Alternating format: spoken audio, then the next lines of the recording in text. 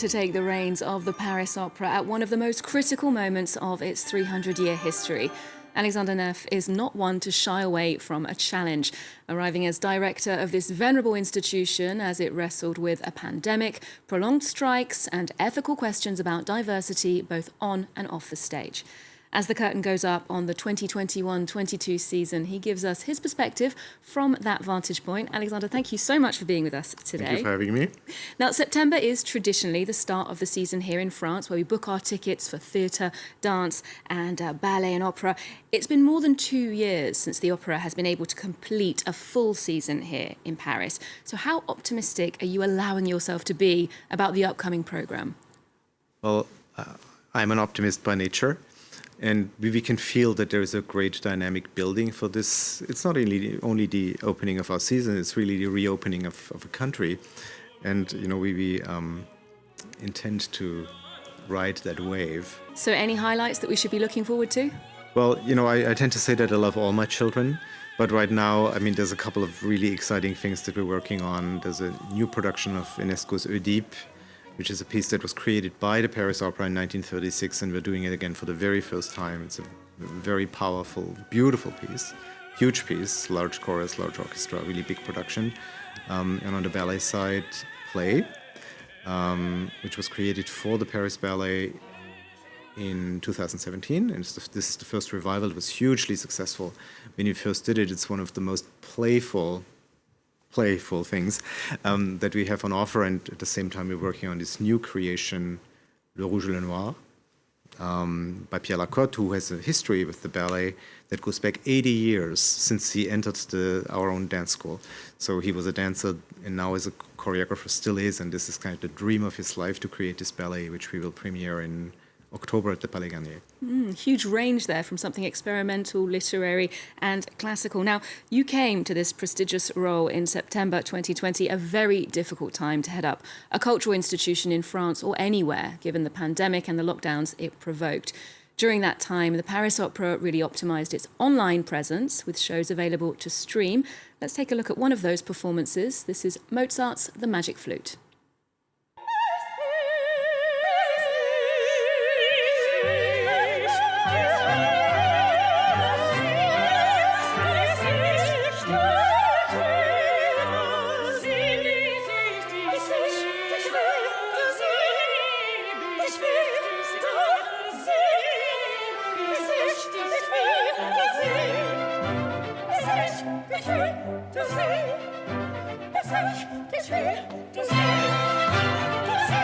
The Magic Flute there, directed by Robert Carson with music from the Paris National Orchestra. Now, as we can see, that staging there is exactly as we would see it in the theatre, minus the audience.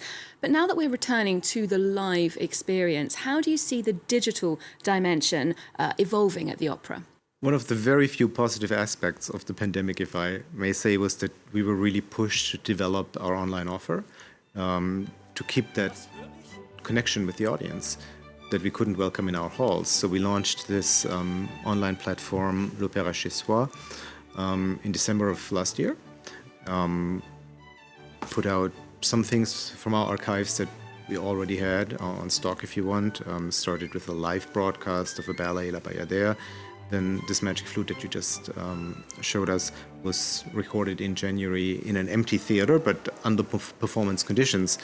So our hope is for people who cannot come to us for whatever reason, that they will be able to enjoy on our platform a large variety of offerings that go from paid content to free content, from the most classical of operas and the most well-known of operas to the most experimental. And that has worked really well so far, I think, going on the numbers. It's worked extremely well. We've had so far over 700,000 views of the content that we have on the platform, which is fantastic.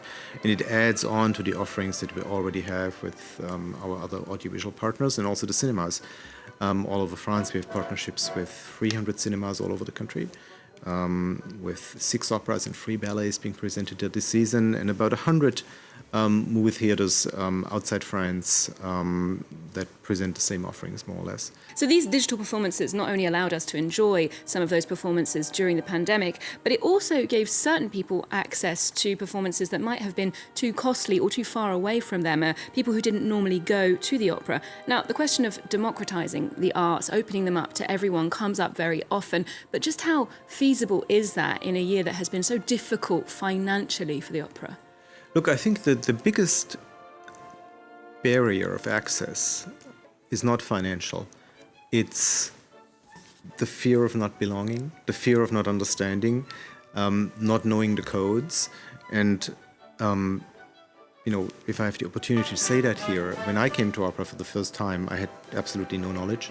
And I think what we want to do is empower the audience that they have all the codes. They might not know it, but they have it all in themselves. We offer surtitles to follow the plot. There is help and guidance that we're happy and willing to provide, but the performances speak for themselves usually. And if you allow yourself to have that experience, to immerse yourself, it can be so incredibly enriching. And we have a very deep belief in that the productions that we create are not for the initiated.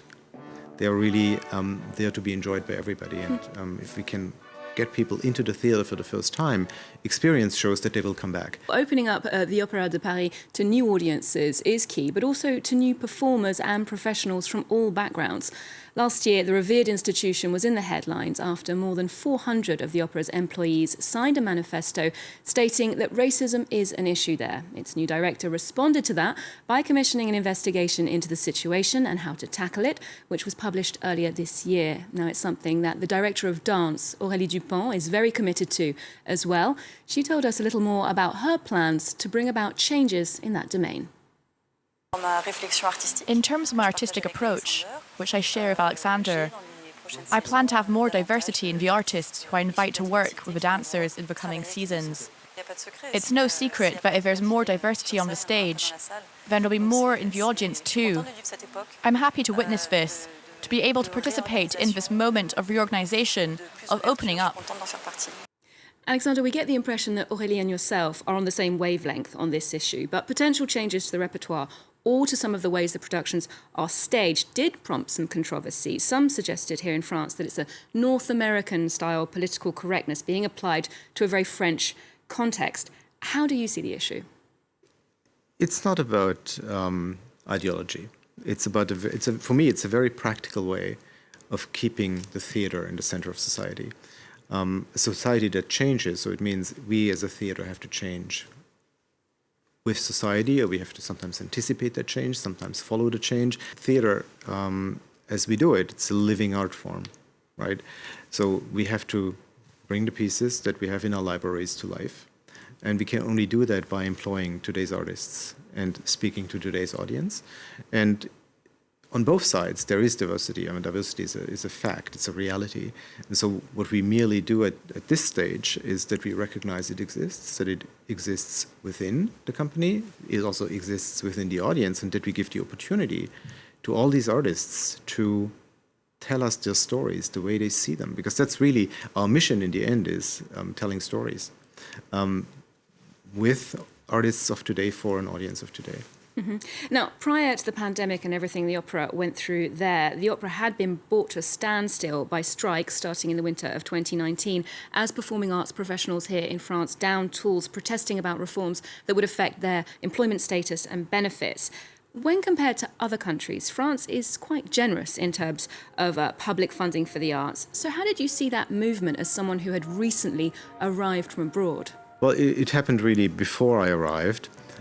So I was a bit of an outside spectator to it all still. It's a delicate issue because the retirement reform, as it was attempted back in 2019, I think left a lot of questions open that the staff of the opera felt had not been answered for them. And that was the reason for the strike. So we're trying to improve the dialogue on the issue and do better to avoid this kind of conflict in the future. Now, speaking of this new wind blowing through the establishment, we've got the arrival of Gustavo Dudamel as musical director. Other new faces, including director Wajdi Mouawad, whose version of Oedipus, as you mentioned, kicks off the season at the Opéra Bastille. Mouawad's known here for avant-garde, slightly political work sometimes. What prompted you to bring him into this more classical setting? Well, see, for me, Wajdi is really, he's a complete artist. Like, he's an actor, director, and he usually writes, directs, and performs in the pieces that he writes himself. So it's really quite astonishing, the range of what he's capable of doing. But he's also someone who's really into like these meta stories, not necessarily day-to-day politics, but really stories that talk about us as humans, about the human condition. And that's why the story of Oedipus resounded with him. He's staged a play a couple of times already. So when I proposed him the opera, he was like, if there's an opera about Oedipus, I have to do this, because it's always pertinent and true. Even though the tragedy by Sophocles that the opera is based on, in part, is 2,500 years old. And that's the astonishing thing about art, that sometimes very old art can resonate with us as it were written today. And Wajdi, I think he's the right person to do that, because in his own plays, I feel he's like, of all the authors today, he writes like the Greek tragedies of our time. Very old art staged in an innovative, very contemporary way. Alexander Neef, thank you so much for joining us today. Thank you for having me. Well, we'll wrap up the show with a highlight from the upcoming season at the Opéra de Paris. Play is an effervescent, humorous blend of dance, theatre and music, with choreographer Alexander Ekman bringing a contemporary twist to the stage, proof that classical dance can be a lot of fun. Do check out our website for more arts and culture, and our social media feeds too. There's more news coming up just after this.